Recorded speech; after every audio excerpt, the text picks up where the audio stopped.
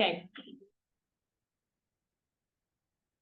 Call to order the County Fire Protection District Board meeting, January 18th. We're gonna go into open session. Roll call, please. Director Kaiserman, Here. Director Edmiston, Here. Director Ogen, Here. Director Brenton. Here. Mr. Chairman, we have established a quorum. Okay, everyone, join me for the pledge. Pledge allegiance to the flag Of the United States of America and to the republic for which it stands, one nation, under God, indivisible, with liberty and justice for all.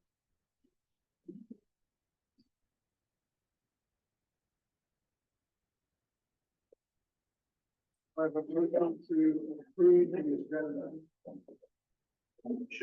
the agenda. Next. All in favor? Aye. We have, public comment. Any person wishing to address the board on any item on this closed session portion of the agenda may do so at this time. Anybody online? Mhm.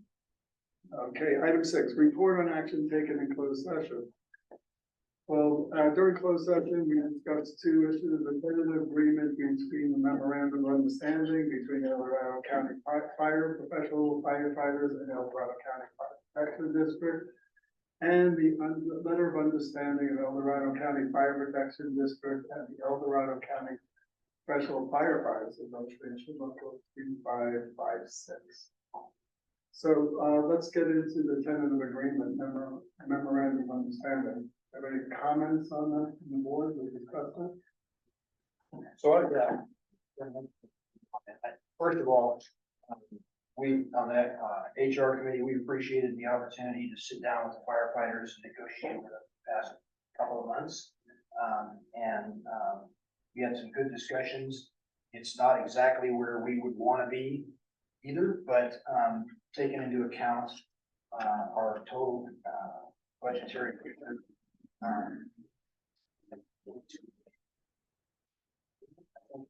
piece that I want to just reiterate is our commitment as a district is we will continue to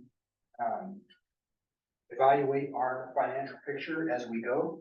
And if that picture has some significant revenue changes, our commitment is to come back with the firefighters and to reopen, back out with our employee groups in general, to reopen discussions and reinvest those revenues back into our people. So again, we appreciate the opportunity to work with you guys. Thank you. We've gone through the agreement. So do we have public comment on that issue too? Was that somebody else on the board or somebody else to say it? Any other public comments on it before we take a vote? Yeah. So do I have a motion to approve this agreement? Mr. Chairman, I'll make a motion that we approve the tentative agreement with the El Dorado County Professional Firefighters and the El Dorado County Fire District. Second. I'll second that motion. Okay, we need a poll vote on this. Director Kaiserman, Aye. Director Edmiston, Aye. Director Ogen, Aye. Director Brenton. Aye.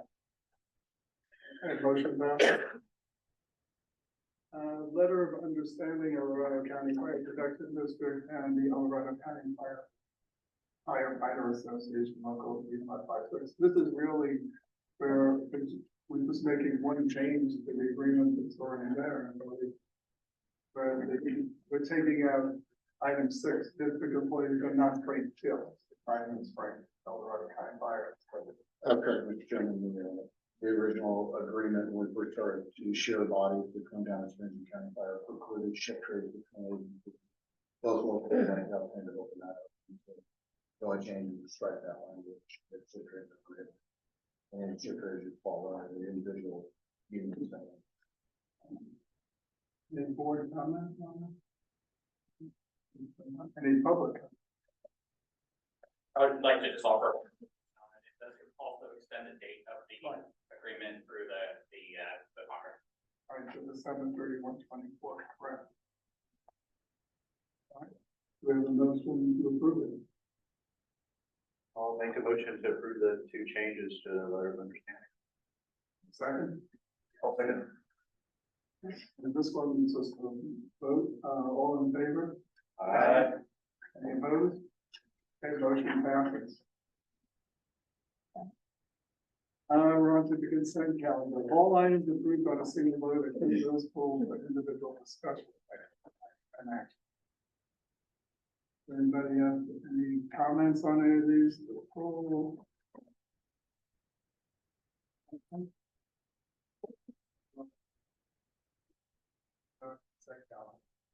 I'll make a motion to approve the consent calendar. Second. All in favor? Aye. Any votes? Nope, the consent calendar passes. Item 8, oath of office.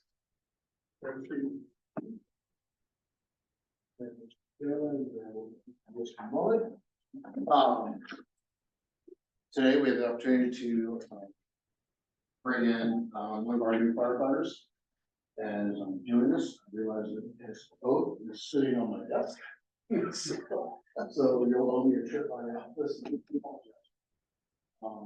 But Zachary, let's come forward. This is Zachary Morrow, and he joined our department recently as a firefighter paramedic. And just a little background on Zachary. He's 26 years old, and he was born and raised in Contra Costa County.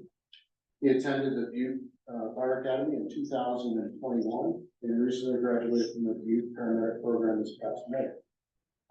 He grew up with a very active lifestyle, from playing many different sports, specifically baseball, and riding and racing dirt bikes.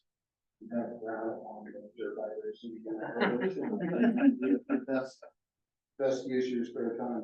But he's always enjoyed being outside and traveling. His wife, who happens to be here in the audience today, they bought a house in Paradise last year, and they currently have their 2 Labrador retrievers named Shasta and Reed. They spend a lot of time off working, off time from work, going camping, hiking, and day trips to lakes, and he is honored to be joining our fire district. So unfortunately, I don't want to know your oath, but I will catch you on the next shift. I apologize for that. But Zachary's a great addition. I think it really kind of speaks to the quality and the culture of our personnel and our agency that we have. And we're fortunate enough to several months ago, almost kind of a year, bring Rachel on board as one of our paramedic ambulance operators, one of our PAOs. And then, shortly thereafter, there must be some good conversations at home about what work life is like. So, to have her husband Janice is a great opportunity for us. So we'll be paying this batch today. And, it's a great honor.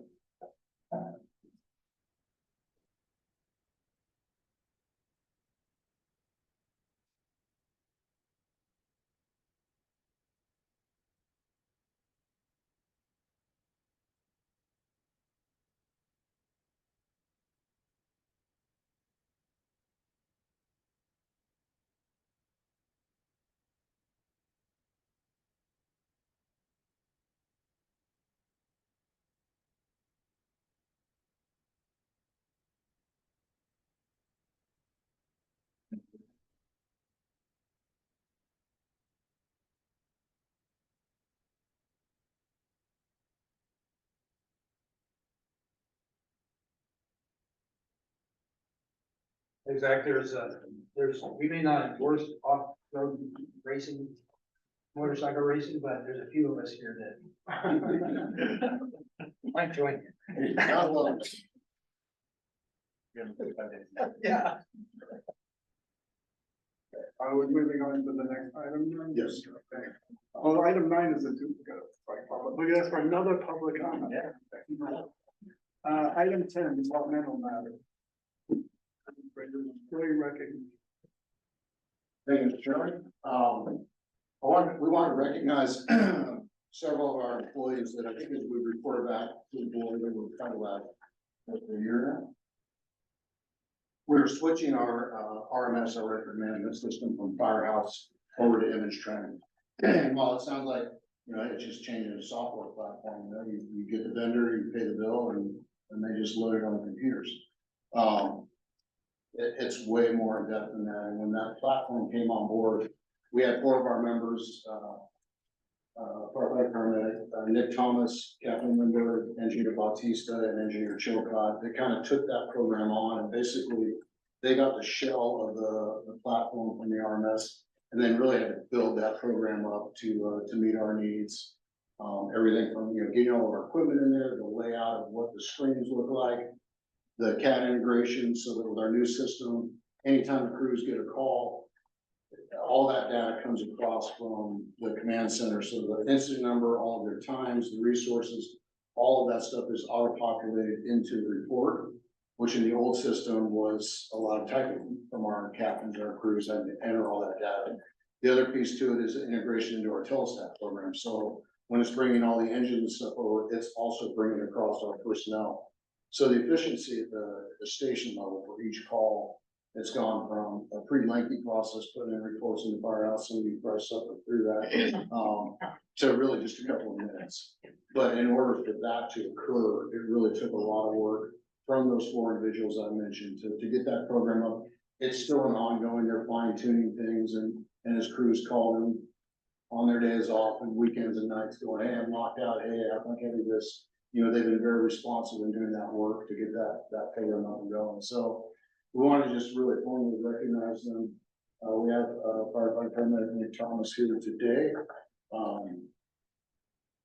don't know. Don't be shy, don't be shy. But the work that these guys have done, really, it's a good thing for the district. It brings us up into, the modern RMS system, but really for the folks that they work with every day out in the firehouse, huge relief and efficiency on those folks. So we just have a certificate of accommodation. This is presented to Nick Thomas in recognition of your outstanding and dedicated service. We commend you for your efforts in producing, creating, executing our image training platform. Thank you very much. It's unfortunate others are not able to be here, but we'll capture them. But really, the work that these guys have done, and I kind of overlooked. There were several days that they had to come together and just do things on the day off. So there's multiple 8-hour days that they came in their off duty, so they could all get the same room and really tackle this project. It's been a big lift, but without these folks, picking it up, saying, hey, we'll do this, we still be pumping around the fire. So thank you very much.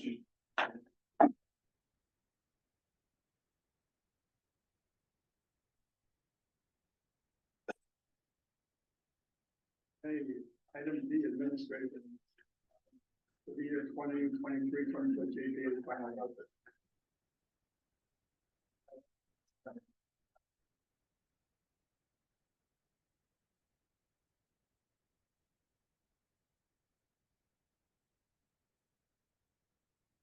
So this is a kind of technicality.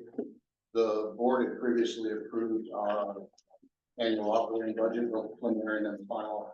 And process of getting our annual audit completed, we realized that when the board approved the final budget for the district, it did not include our JPA budget. So this just brings us back because the auditor of the county needs that final approval on our JPA budget. There's no changes to this budget as it was presented and approved at the preliminary stage. So it's kind of a formality to get that finalized so we can provide that to the auditors.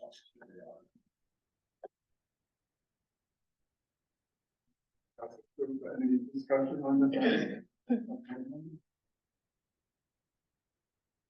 We previously looked at this. So. Yeah, there's no changes to the. Any public comment on that? Okay, do I have a motion to approve this JPA final budget? They're all motion.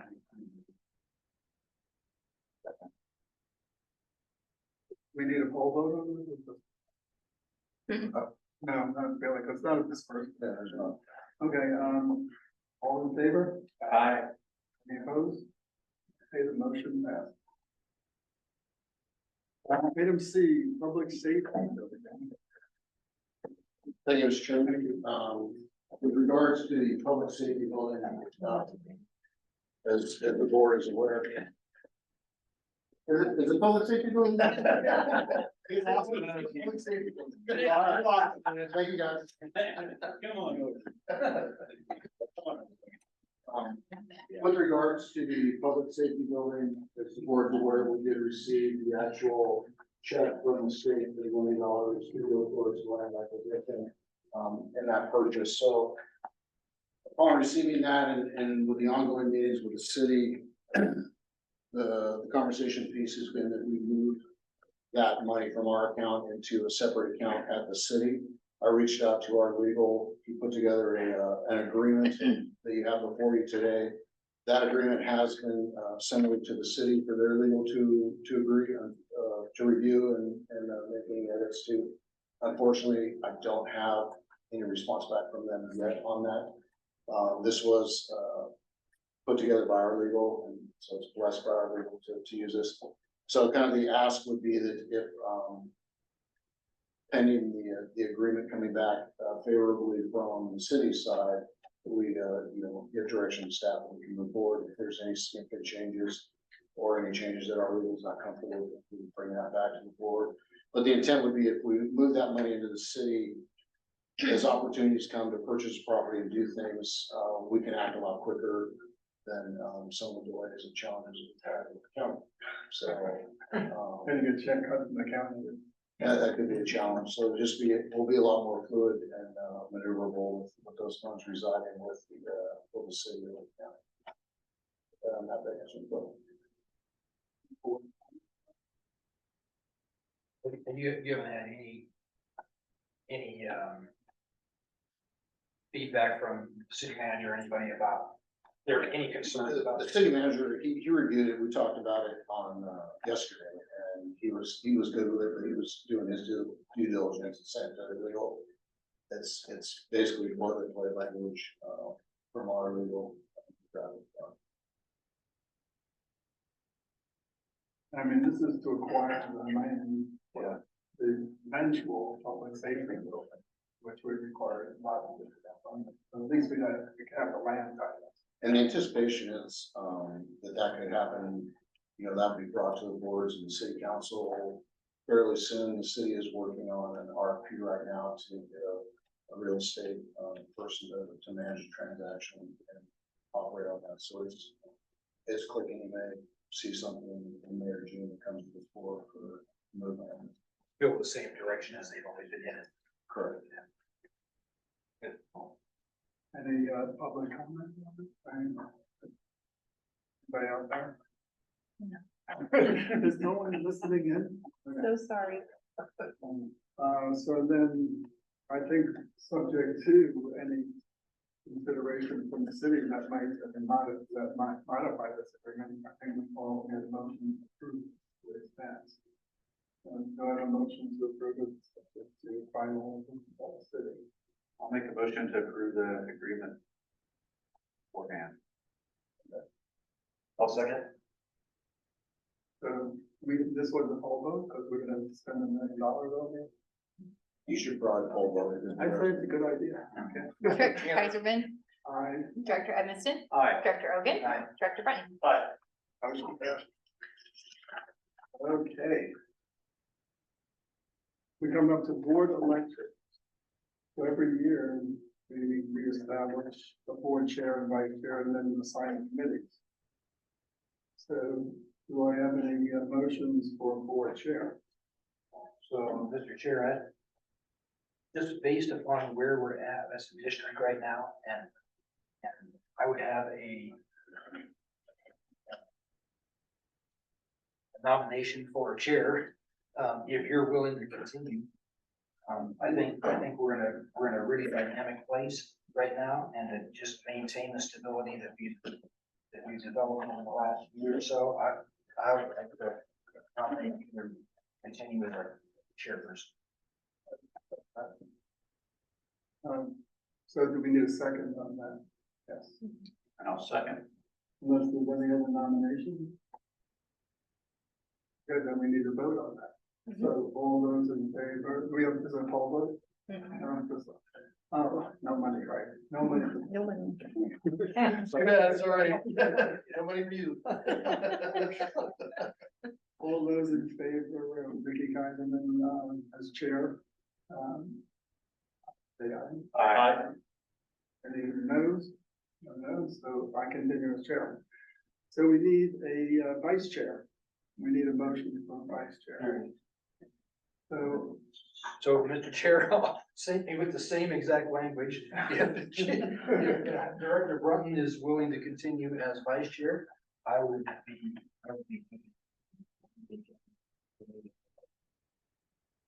And I'll second. do we have any other nominations? No. Okay, all, are you okay with that? Yeah. Just Yeah, checking. sorry. You know, like, put you in the position you are. I already asked him. You already asked me. Okay, all those in favor of, Mark Burton being vice chair, say aye. Aye. Any opposed? No. Okay, we move on. Board committee assignments. So, strategic planning is all of us. And that we have, And Kathleen and I had some discussion with that. We kind of recall that at our November meeting, there's discussion of basically moving that until we actually move into that next process again with strategic planning. Is that? right, Yeah, I agree. Yeah. but it was really all the board members were involved in it. Mhm. We did a strategic plan. It wasn't like just two of us, No. because we all got together. So are we doing direction to remove that as a standing? I think what should be, oh, you're saying we should remove it until we get to it? Until we. Yeah, we should remove it. Okay. Thank you. Budget and finance, I'm happy to stay on, and then I think Director Gilchrist, who's not here today, would stay on, and that, those two. Communication, Mark, are you okay with that? Yeah, I'm okay with it, and I know Paul's very passionate about it, and he's kind of the chair of that, and I would anticipate he would want to continue. On the ad hoc committees, I think there's a mistake there, it shouldn't be me on that. It's Mark and. Yeah, I think it was me. Oh, sorry about that. But that's okay, we'll just correct it, and I assume you guys will stay on with that? Sure, yeah. On human resources, and, you, Chief Hogan, and you will stay on with that one, you're doing a great job. Sure, somebody else. Anyone else wants that one? I'm happy to stay on with the DSB, annexation working group. I'm going to stay on that. And we have the continuity of finishing that, so it makes no sense to change that. Okay, so I think was that good? Was that fast? That was fast. Board training, ethics and sexual harassment. Just a friendly reminder, it's that time of year again, where we'll be sending out the ethics and sexual harassment training. So it should be coming through from the Target Solution Vector System now. Set of standard stuff that you guys get every year. And then, or every other year, and then I'll add on also the next one. Your Form 700, you should have gotten a notification from the county on that. Done. You can do it online. I did. It's pretty easy. With that electronic system. I like that so much better. Yeah. But that's No so changes. nice. Way easier. Okay, on to item. E, Cameron Marcius, update discussion. But with that, I mean, we all met with Cameron Park. We met with the AT Triton, right, 2x2. Does anybody want to give some comment on it? Or after? Well, It was the last guy, Mark. I was the last thing. So, and I had a little discussion with Chief actually today about it. I paid a lot of money for something that I was very disappointed. If it was our district paying for that, I would be very upset. It was pretty weak.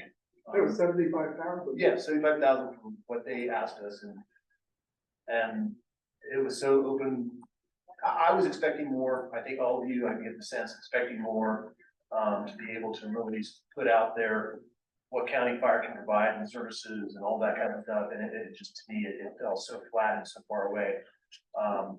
Yeah, very, very disappointed in that, and then to see that, or how is it explained? In fact, comments from us, comments from Now, fire folks, comments from the public, comments from whoever else they're talking to are all gonna be jumbled into a document of bullet points that don't even really identify. Right, yeah, here's the county fire board member. You know, what they have to say, and so forth. And it's just gonna be a jumbled mess, and if I was a board that got this report, it really wouldn't give me a lot of direction, I would think. It's just gonna be, I don't know, it didn't seem like a really good process to me, and really disappointing. I think that, I would echo that to a large degree.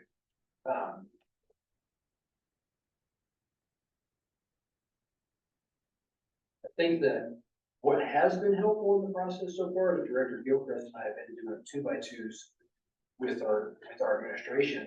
And we've had some really good conversations in those 2x2s with the other CSD board members, or at least two of them. And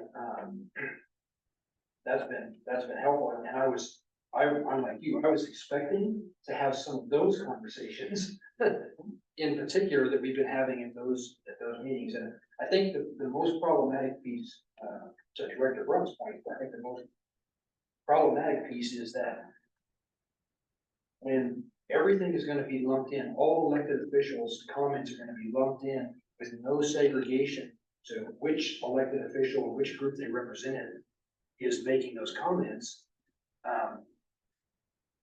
It doesn't provide an opportunity to paint a very clear picture on what each district's governing board's philosophy, their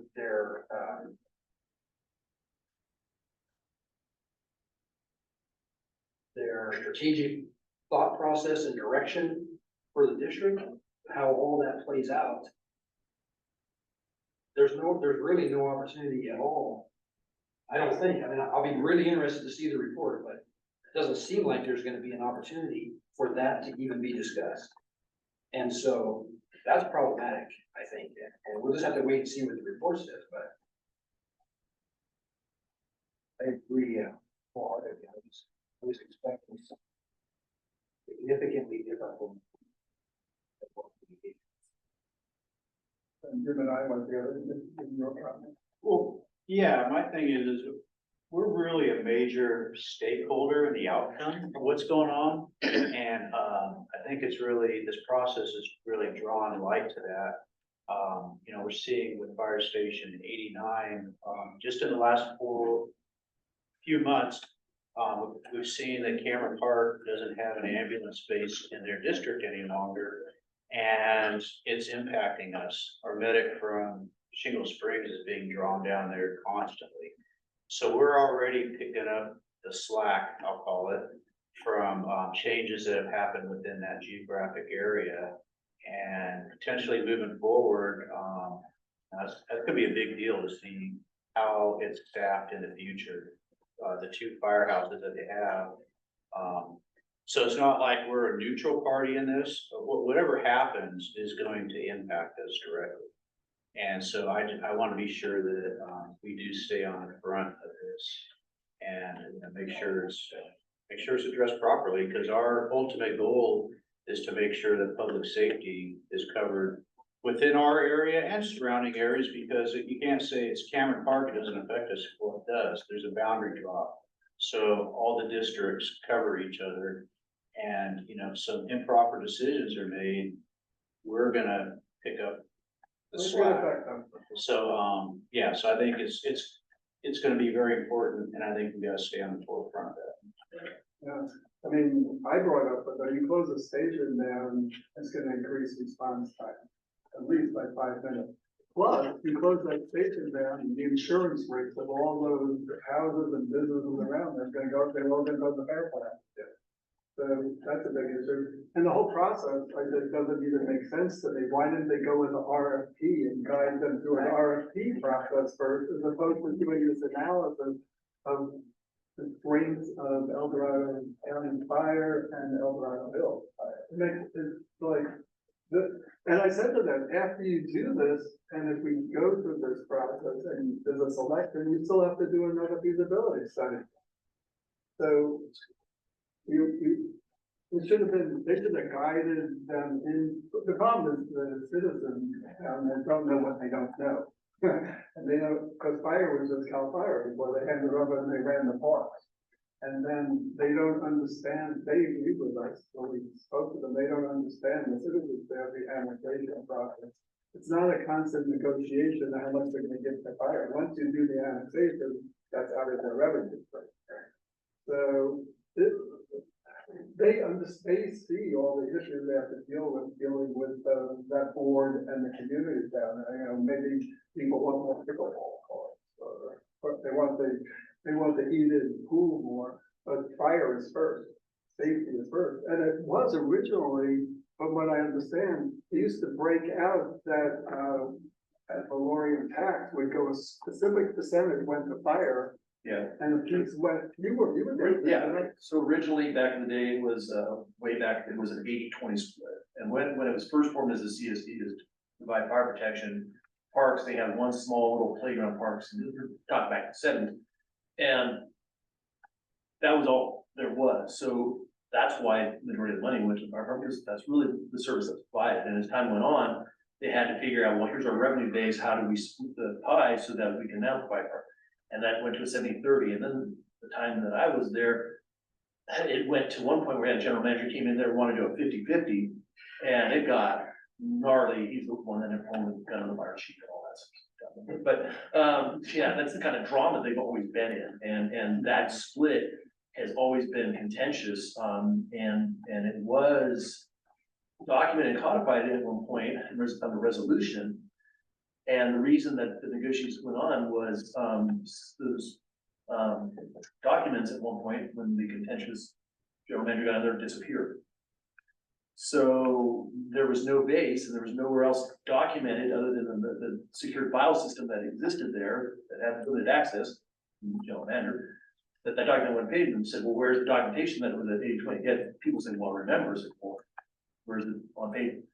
So that's always been a contentious issue. It's always been back and forth, and the fire department's always been utilized as the funding stream for the parks, and that fluctuation is always there. And that's why I think you're exactly correct, is they should know how much money that they're dealing with. So when we go in there and we're talking about this stuff, or Hill, we know how much money, and we could just say right off that that's people, or absolutely that's not even people. I mean, we can just even start talking, because that isn't even reasonable. So, and I think that's one of the things that they're gonna find, they're gonna go through this process, they paid all this money, and then they're gonna get to a point where, okay, here's what they can do it for, and then we start sharing numbers, and they're gonna, well, we can't pay that, we're not willing, because they also have to understand, that money goes away from that CSD once that annexation happens, with whoever it is. And they've always been able to control that money, and I think that, again, I think you're right, they're not educated as the process. Like we were educated in entering with Diamond in the annexation process, very, you know, because there's a lot of questions answered. We know the process, we know the steps, all that good stuff. They didn't have that, and they didn't, and nobody guided them in that direction, unfortunately. So, yeah, that's going to be a challenge, and I agree. I think this is a lot of work, and what I hate is there's a lot of not our time, but our staff time that they're putting into this that I hate to see is going to be wasted. Yeah, and there's other issues too, because, where are the engines right now? Are they new engines, and they have the reserve fund, and there's the transition cost. You just can't set up another fire, it's not like you're picking up another fire department to a merger or annexation, you have to restamp the whole fire department.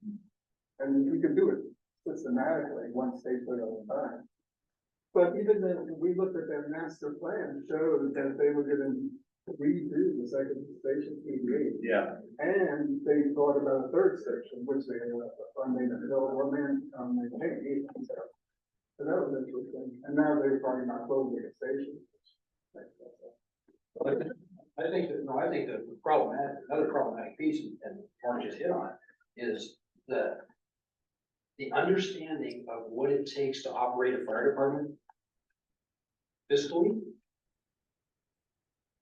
I don't believe is there, because I think all that's being focused on is just the labor piece, but they're not looking at the overall operating costs. And so, you know, what is apparatus replacements? What is apparatus maintenance? What is fire station maintenance and operation on an annual budget, on an annual basis? And when those numbers are,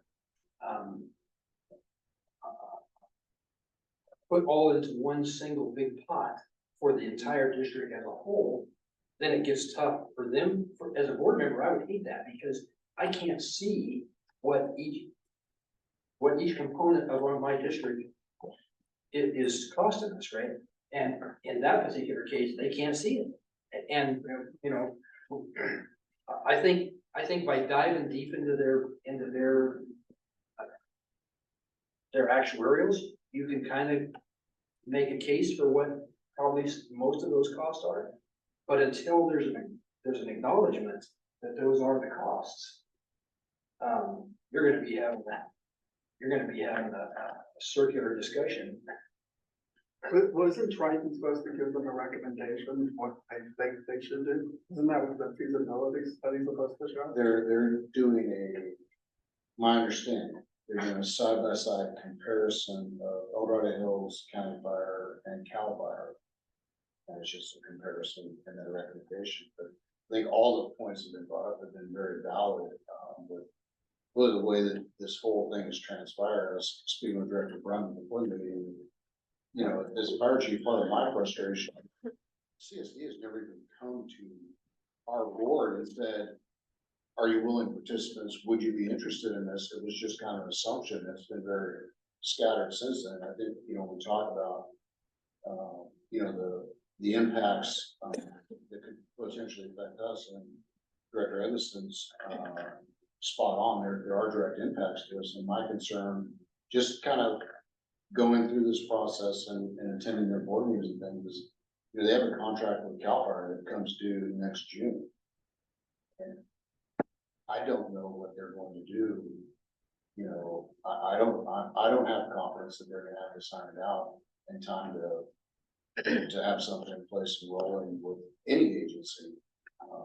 So it's something that we're keeping tabs on, because it does directly impact us. Vision 28. Any of the stations. Well, I think It's been challenging. Makes me appreciate all of you. Well, I think the interesting thing is, we didn't even get a chance to talk about this, which I was hoping we would, right? Is if you were to take the LAFCO process and lay it over top of this process, right? There's something they call sphere of influence. And the sphere of influence is both the agency providing the service and the agencies that surround the service that provide a like service. And if you look at the sphere of influence on Cameron Park, you could make the argument we surround it on 2.5 sides. Right? So, and significantly surrounded on the south side. So, which agency is gonna have potentially the most impact, depending on the decisions that are made, right? And it's obvious which fire company is gonna end up taking that impact. Station 28 is gonna get impacted huge if you close a fire station. We already know what the impact looks like if you move an ambulance. No, well, Triton didn't even know that the ambulance. No. So we brought that up at our meeting. We said, you know, that ambulance moved down to Bass Lake Road. So that affects us. And if we would have gotten that ambulance, and it was so close to both. I don't know why we didn't get it. But we would have put that ambulance could have been held at night at 28, and then during the day, we keep it down in Cameron Park. Well, we talked to Cal Fire, and told them to put it down there. And keep it there. So they didn't even know that happened. So there's, it gives you an indication, there's El Dorado Hills, they took that ambulance, they're not moving it up, they're keeping it down closer to them. And then that's it. They're not doing what's best for the system. Right. That's been always the historical problem that with only a very small window of time in the mid-90s, that you've never had anybody with any sort of fire service knowledge or background or whatever that's been on that board, even though that's the biggest part of the service you provide. I think there's value to it. Some people say, oh, you know, I have any fire people on the board, but I think there's a lot of value to it. And they just for that one window of time, they never had that. And you've always seen that rough patch, and so everybody they focus on the parts, but they don't have the understanding and acumen. And it's a constant education thing, and then when they contracted out with Cal Fire, it was pretty much, it was like, phew, got that monkey off our back. That's fine, but the problem is then they totally ignored it, they wouldn't listen when Cal Fire would come back and try to educate or try to guide them in the appropriate direction, and so they always would ignore that, and that leads down to why they are where they're at. And even though they've been trying to be educated on, they just they ignore that, and so. Yeah, they don't know what they don't know, but that's on their, that really is on their own fault. Now they're, really struggling. Makes sense to us, especially with the firewall, right? Yeah. Duh, but that isn't there. It's supposed to be reinforces our position of annexation. Yeah. And not. You can't do a not contract. for sure. Yeah. You would never know. Oh, gosh. And even during that, even if you did go into a contract, it'd have to be some kind of strict penalty, something where they could, if you don't annex, something happens, you'd have to. I mean, this is tricky. Well, it is kind of funny, it's the tale of two cities. Look how, I think, in my opinion, smoothly our annexation efforts are with Diamond. And how that's gone very well and collaborative and all that, and then you look at this. If they were to decide to enter into that with the district, it's gonna be some stormy seas ahead of us. Because you can already see how they operate. And I think the chief's point is excellent, is the fact that why didn't they come and send a representative from the board, whoever Diamond did? We all met together and talked and made sure that when we started going down that path, we were dedicated towards that goal, and they, I think, clearly are not. I think they're just trying to find something, a life. Well, it's 280-degree contrast. I don't know if we open that up to public comment. Are we doing? Yeah. We'll see where it goes. All right, committee reports. Strategic plan, okay, budget and finance. So we met on January 16th. It was Chief Cordero, Chief Dutch, and I. And we had Michael Sack and Gavin Green was there, and Director Gilchrist was absent. We went over the monthly trending of expenditures versus the annual budget. Chief Dutch reviewed the expenditure versus the budget for the period ending December 31, 23. The mid-year budget review, Chief Dutch reviewed the preliminary mid-year budget that will be presented to the Board of Directors in February. Public safety building, Chief Cordero presented the draft agreement between the city of Placerville and El Dorado County Fire Protection District is with the city of Placerville legal department for approval. On the GovVest accounts payable software, since the data from the county cannot be provided at the present time, we have Kathleen looking into cancel that contract. I'll update the finance committee future about that. Because we were gonna use that for budgeting purposes and doing scenarios, and we can't get the data, so. Not working anyway, unless somebody else found it. Payroll software, the El Dorado County Fire District will be moving into implementation phase of the Kronos Ready software within the next 2 months. First responder fee, El Dorado County Fire will review the revenue stream versus the cost during the next 12 months. So far, it's looking positive. On the AG water, Tempest, scuba, and safety grants, the SCBA grant and the Safer grants were denied. We resubmitted an application for another SCBA grant. Water tender grant is still under review. On SB 660, Director Gilchrist and Kaiserman completed a PowerPoint presentation to seek support from the CSDA and other foothill agencies for a letter to be prepared by State Senator Alvarado Field Office to complete a study encompassing requirements for SB 660. Of the progress of Financial Stability Message Campaign Director Gilchrist and Geisman prepared a list of financial topics for the Communications Committee to message out and present that at the next communication. Was there anything on the facilities and equipment? Do you guys need No, human resources? you already had our report. Okay, on the ECF annexation working committee. Things seems to be going along really well. The biggest issue is right now dealing with the CalPERS on that refunding by route and setting that up. And then where we go with, LAFCO and timing, like, we have to figure that out. We can start LAFCO earlier or later or wait for that to get done and do all the time on that. But everything else seems to be going well. Anybody else have any other comments on that? Keep open. Oh, I think it is going well. I think we got some decisions at the next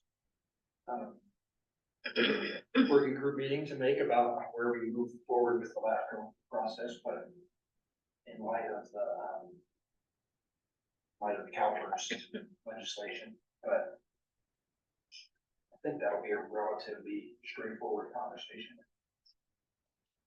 I think both chiefs, Chief Gallagher and Chief Daniels gave some really good updates on the legislation CalPERS stuff, so I think we're gonna have a pretty clear picture going over here in the next month or so on that process. You know, they're saying could be up to July, maybe even October for that to get into the. Yeah. Soon, time frame, hopefully sooner than later. I think probably each month that'll be clear. Yeah. The thing is, the language has been used before in this process. It's not like they're recreating the wheel, and every time it's gone through the assembly, it's passed 100%. It's just timing and getting this through. And it affects what, one employee? There's One, two, three. three, four.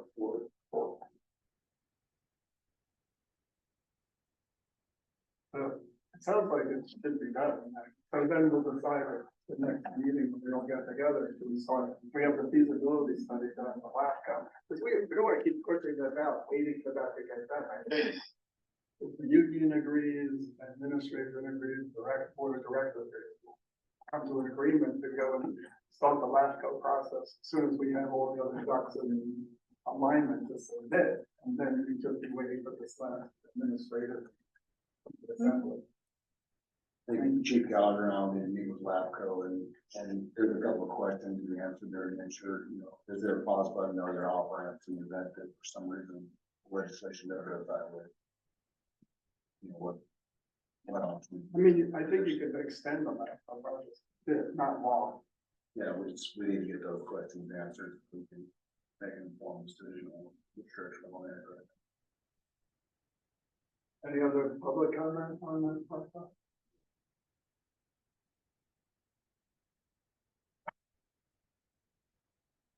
Yeah, it seems like, well, what's really, this is gonna help is, where they can stuff that they can trade jobs, that these.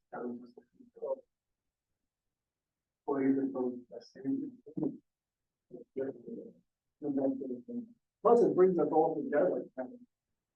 We're all heading down this path. I think that's the real positive.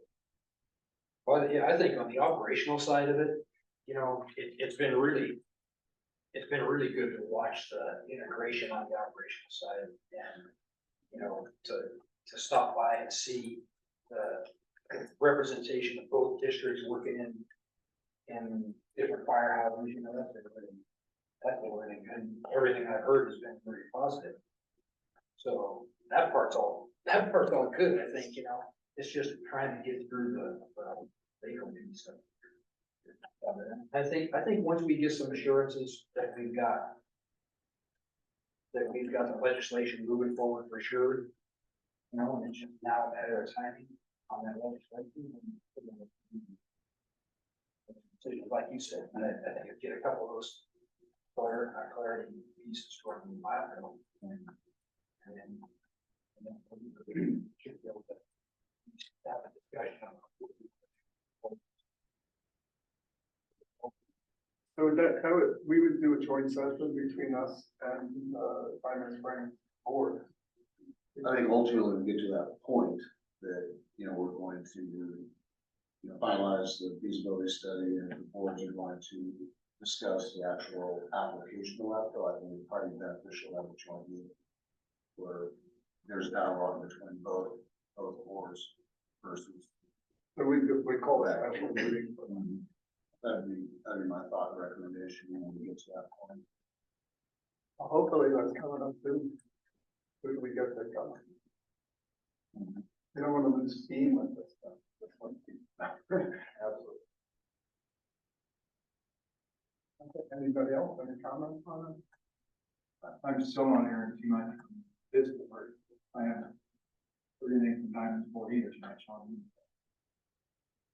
employees, and healthcare for the retired employees, you know, what type of agreements there. I've talked to Matt about it, and that's, yeah, he's waiting for a letter from the attorney. Retirees haven't seen anything.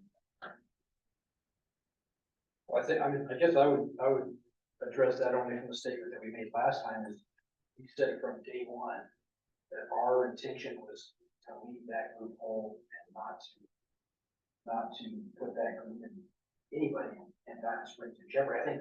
I think we're demonstrating that with our desire to move forward with the legislation is, I mean, even though it affects a really small number of people, we don't want to put that jeopardy on anybody in the district for having to go or take a significant hit.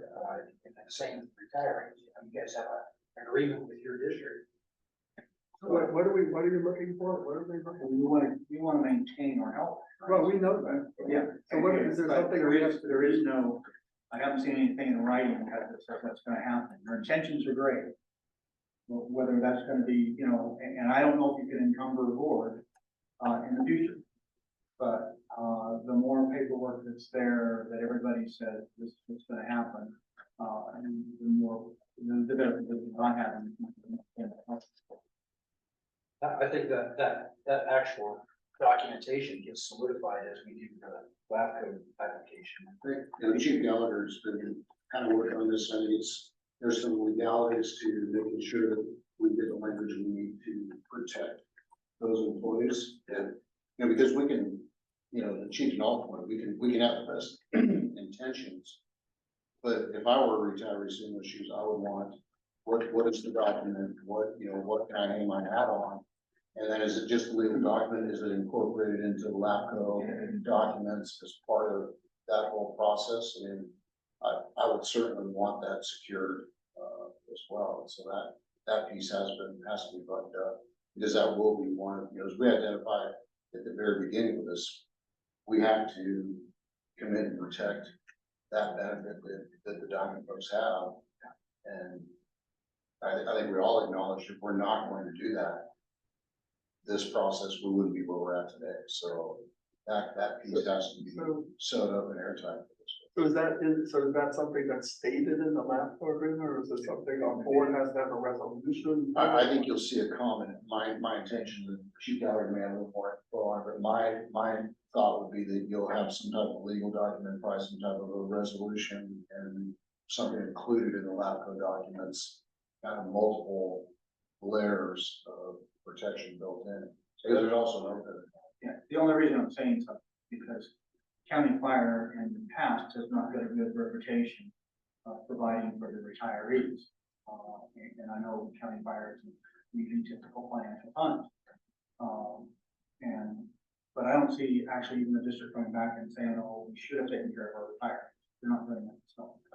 And I don't know if you ever will, and I'm not gonna advocate that way. But I'm a little bit apprehensive, just because it was a benefit that was, given to me, when I first started working for, Diamond Fire. And I based my negotiations with my employees on that benefit. It benefits them, say, favorites, and I didn't for quite a few years. So, we just like to see it tied up. Nice and tight. Yeah, I think from our perspective, we do too. But my point, I guess, Chief Cordero is that in the last process I was involved in, that's exactly where that got handled. is it got handled in the LAFCO application piece, and then there was required board resolutions that addressed those long-standing, commitments by different agencies in that process, so that's where I would expect to see that at, is in that LAFCO process. My attorney's working on resolutions, we've been going back and forth, I just sent Cordero some information, they sent, just clarifying. These are the things we need in those resolutions, and so they are building the resolutions, but they're trying to cover everything. And I told Dawn, once I get those resolutions, I will be sending out the retirees as well as, the chief, both boards, you know, Airville, will have those to deal with. So I'm just waiting on those resolutions to come through.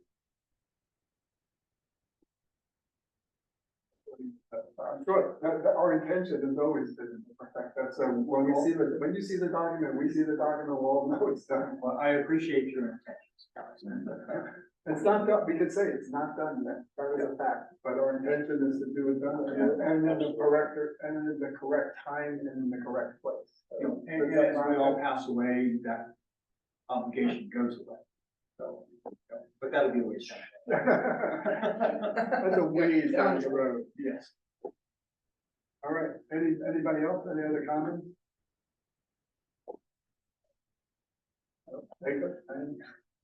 How's it, the unions are all coming together, everything? Yeah, things are good on our end. I mean, I'm still working forward, on currents, just looking at issues within both contracts and, seeing where we can align and, we have some other intent to work forward with some additional staffing, related, operational, opportunities, here in the next couple of months maybe. But, we're definitely working together to see how we can, integrate more, and kind of work towards whatever our end is gonna be. But, we're also anxiously awaiting the legislation to go through, because I think that's, right now it's a big pause on the process, and so we're eager to move forward into need to work together to make sure that things look good.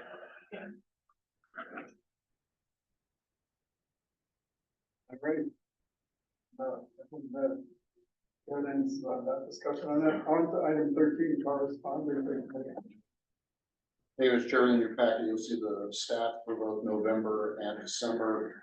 I'll refer to the December stats where our engine companies ran 649 calls. That number on that it should be 1250, not 250. I apologize for that. It was kind of interesting here, when you look at our stats in November, there was a bit of a lull in our numbers, and actually Medic 28, which we were tracking pretty heavily because midway through November is when Medic 89 moved. Medic 28 actually had one of the second slowest month of the year, but then in December, reality hit back in, and they were at one of their busiest peaks as far as call volume goes. Also included in your packet is the annual stats for all of our engine companies. For the year 2023, the engines ran a total of 8,001 calls. Engine 25 leading the charge with 3,691 calls. And our medic units ran a total of 13,046 calls. That's inclusive of every activity they do. It does include move-ups, transfers, which have been cut dramatically, but it captures all those calls. And a piece in there remembers that Medic 49 came online in March, so they didn't have that full year. So it's a little bit low because that unit wasn't in place. But when you look at the medic unit breakdowns between Medic 49, I think if you gave them credit for a full year, they would be right up there, probably neck and neck with Medic 25 that ran 3,672 calls. Medic 20 was just shy of 3,000 calls. So, we're kind of monitoring and watching, really in particular the Medic 28 and the impact just with Medic 89 moving down to 86. What's that look like? And with our system, it's going to take a few months to see where that's trending, because if you look at just November and December, we're completely opposite as far as the impact for the Medic 28. But all the stats are in your within the packet. I'm happy to answer any question on it. So that's a new chart, that one with the red towers, that shows where all the engines So I was able to go through and, on the engines, basically plot where their calls are at on some of those, just to give that, visual aspect for the board on where the engine companies are running their calls. When you look at the single dots, those are single calls, if there's a little bit of a call, those are, repeat offenders on, busier spots, so you'll see, some of our facilities in town and stuff where the crews go there quite frequently, so. Like nursing homes. Yeah, our nursing facilities, our care facilities, those kind of places, but just kind of wanted to. Button it up a little bit for you. It's kind of a little different to look at. Big red towers. Big. And then we did, received a series of cards and thank you cards. We did get one from, Magnum, who we didn't make a wish for. They stopped by the station. They were moving to Alabama, but he wanted to stop by and say hi and give one last time to pull on the air horn. Well, one last time, 100 last times. Pull on the air horn on the engine and it was a pretty cool experience. Luckily, a couple engine companies just happened to be at 21 when they stopped by, so it was kind of a neat experience. And then we did get a thank you card from Carolyn Balin. She also gave a donation of $300 to the district. So we'll look at maybe if there's something we can get for all the stations, some PT, yoga mats or something like that. We'll check and see if there's something we can disperse out of those stations. But a nice little thank you card that's also in the package. So. Fire chief's report. Couple of things to update the board on, with the city of Placerville continuing to work on the land acquisition for the public safety building. We met again on Wednesday with a potential developer. Then they want to partner with the city and the district on that land acquisition and or use. With the neighborhood for the flying cars, which was still interesting, but we had a good dialogue. He was questioning if there's additional fire code requirements and things like that. So he's very interested in moving forward on that process. The city's also, like I said, they're putting together an RFP to get a real estate agent to begin that negotiation piece for that piece of property. So that's in the works. We're also working with the Placerville Fire Safety Council for their annual event, which will be March 23rd at Midtown Mulligan this year. We're one of the sponsoring agencies for that. We'll have the sand table from Albright Hills Fire will be there. A bunch of different resources, equipment. Cal Fire will be there, Forest Service, County Fire, down Springs will be there as well. We're working on that. And then our Fire Prevention Bureau, there's several projects that are underway within the city. New development with some townhouses and apartment complexes.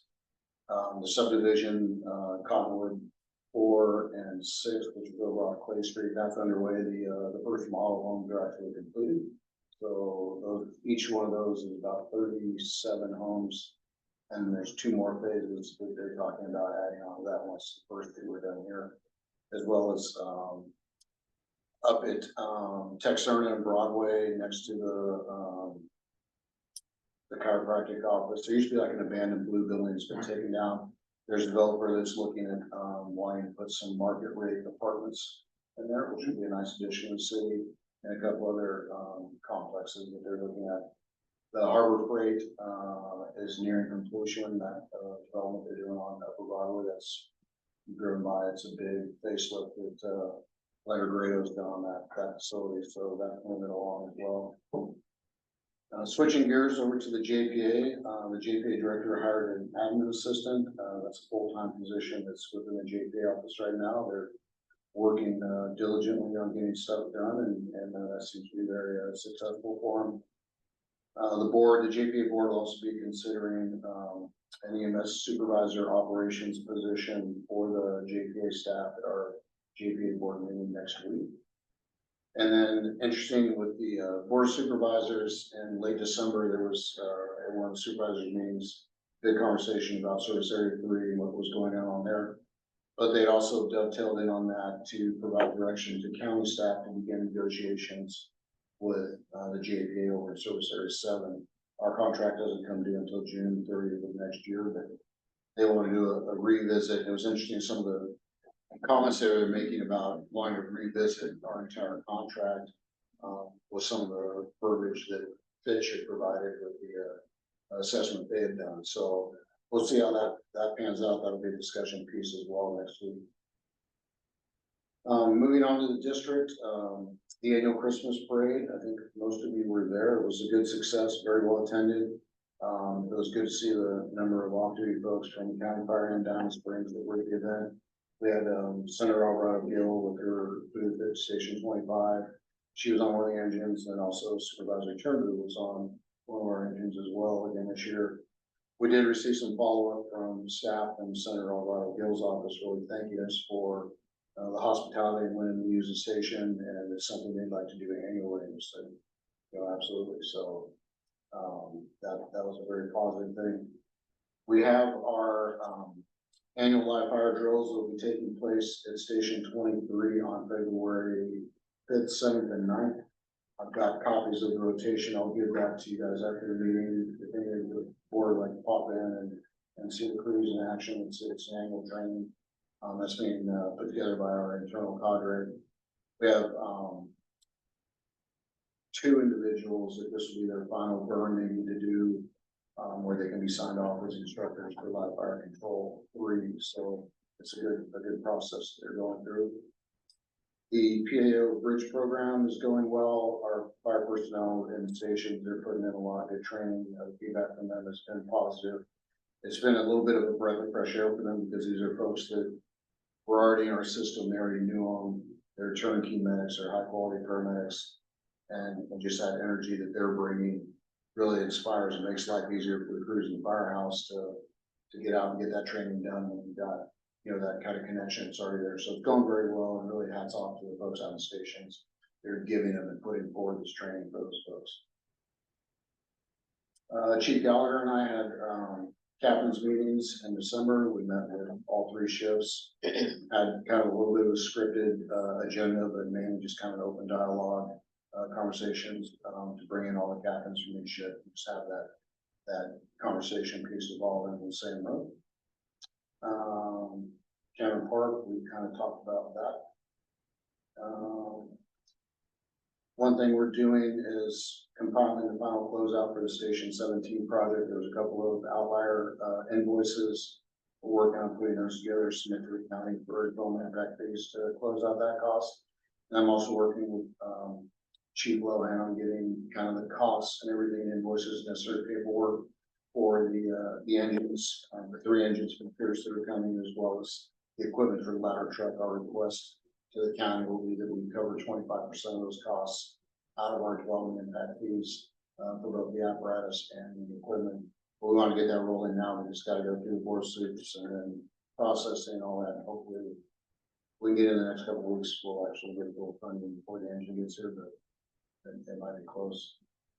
And then our annual bidding that took place last fall, and then the crews all moved on January 13th. So if you've gone into some stations, there's different places there, they've all kind of moved around a little bit. So I encourage you to get out to see that.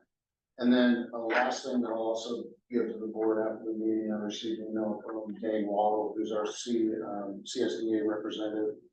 And Senator Alvarado Gill is being recognized as the Legislator of the Year for 2023, Thursday, February 15th at the EID building. So I'll give you guys an invite to that if you'd like to stop by and be part of that. So it looks like about an hour long process.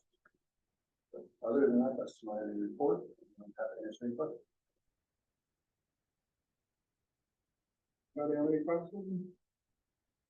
Okay, on to board comments. One thing I've got is, Director Gilchrist and I have set up, next Friday, 2-on-1 with, Supervisor Turnbull. We met up obviously a couple months ago with Supervisor Parlin, great meeting, really good dialogue, and when we were in the process of doing that, Supervisor Turnbull was like, "What about me?" Looks like, hey, we'll be happy to sit down with you. So we finally got our calendars together after the holidays, and so unfortunately with the Director Gilchrist situation, then I will still continue to meet with them and vote Director Gilchrist. Oh, that'd be great. Oh, that'd be awesome, perfect. Yeah, true, right, yeah, so more so than mine, so I just was going along because I happened to be there that day and, Friday the 26th. Wow. Okay. Yeah, that'd be fantastic. So I think, I think it's, again, what, Joe Presser was planning on talking about is the same stuff as we had with Georgia Parliament. Big topic at the time, especially with JPA, with the moving Medicaid and so forth, and the impact that it has on county fire and in particular her district. So with Georgia Parliament, similar kind of stuff. And we also talked, the other big topic we talked about was our annexation efforts with Diamond Springs and what that was, and it was good education for her because kind of hears about it, but doesn't really educate about it, and it's early in the process. So I think that's gonna be another topic that, well, I'm sure we'll really want to talk about and champion that cause. So yeah, that's that. Yeah, I'm just gonna dovetail that, and Jim's working on a deal too, but I think just the encouragement for us to just keep meeting with the board of supervisors on a regular basis has been good. I know I've been involved with a couple of meetings and it's been really good. And I think we just need to keep that energy moving. And it was funny when we met with Mindy, what we said was our intention is to come back and just do a touch base like once a quarter or something, just to keep that conversation going. So I think it's all good. So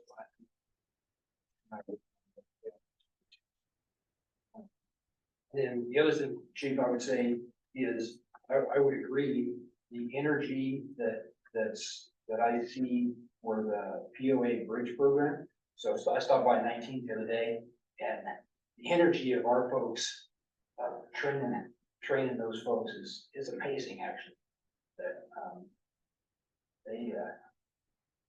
I haven't seen the energy in the training piece. Our people are good, great, but they've gotten fatigued over the years of doing that training. So it was really cool to see training for new firefighters and that energy level just as high as it was.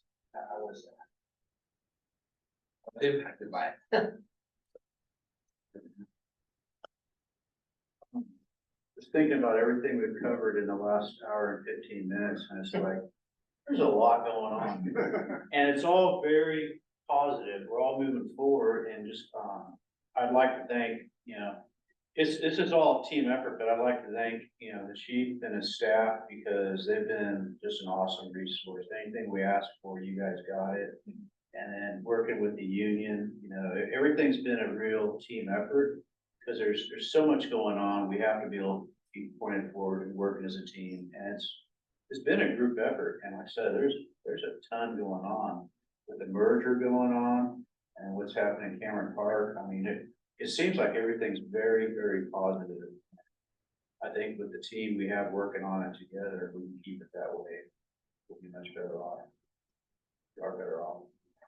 So that's my comment. I thought it was really interesting at the annexation committee. One of the chief, I think it was Steve, he gave a report on the PAO model and Chief Adams did. And he said he's getting calls from other agencies saying, how are you guys so successful in doing this? How is it, which is amazing to hear that.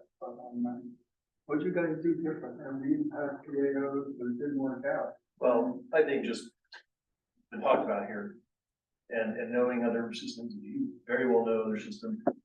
The missing element is the inclusion part and the culture. And this bit where there's a pathway to come over to the fire side, and the fact that it's not a deep rush thing, it's enthusiastic. They're part of us, they're us, and now we're gonna make this person better that can be dual role.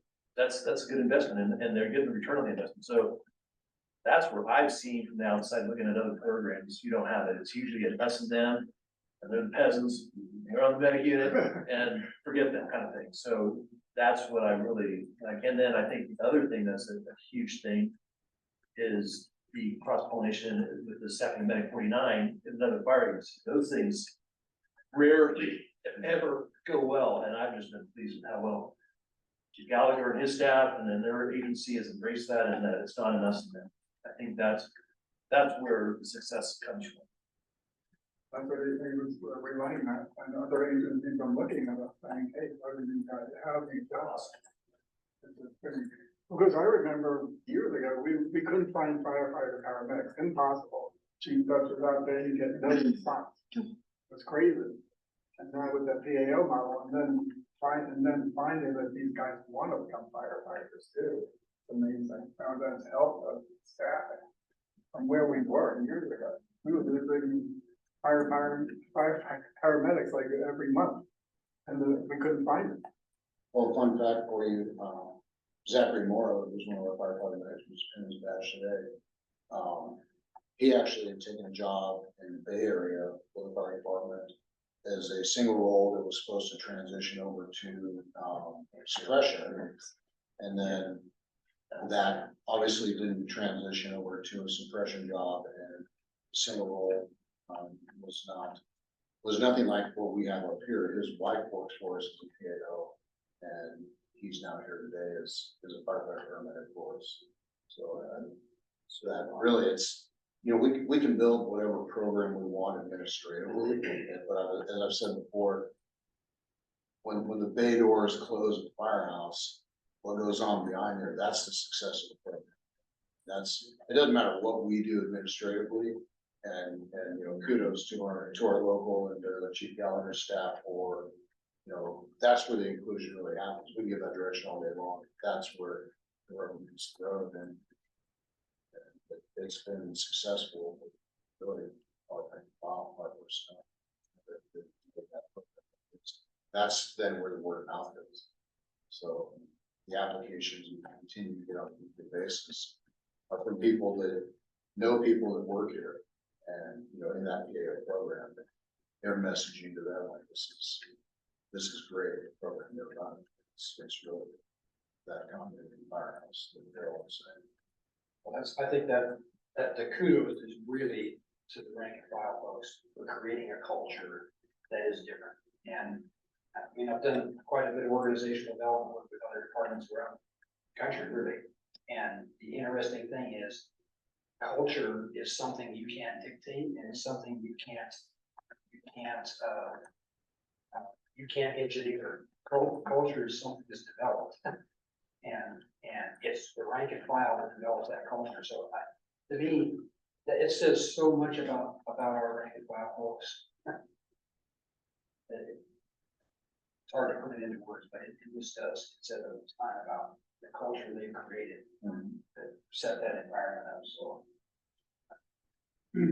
From an outside perspective, also not only internally, but my day job and see guys I work with, gals I work with, you know, they're like, okay, what's this thing gonna look like? Because one time there was another agency that had a model in the county, and it wasn't very successful.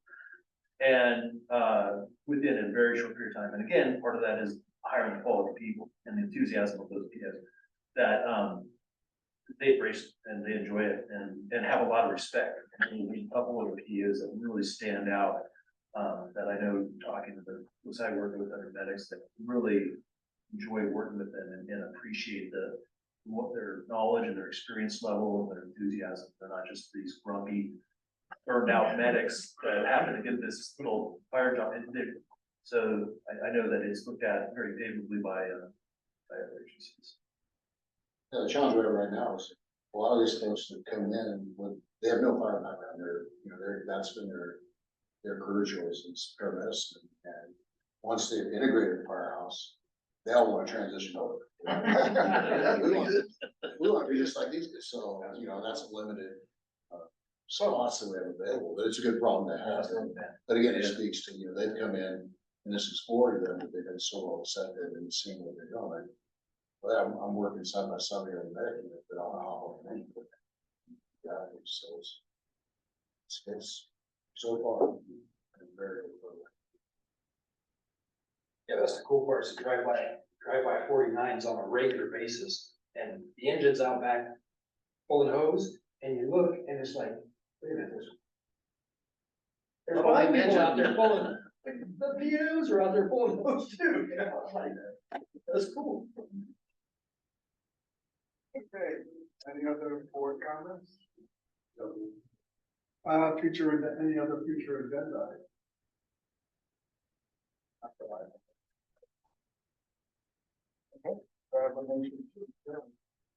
move to adjourn. Second. All in favor? Aye. Director Edmiston, is that you that second? Okay, thank you.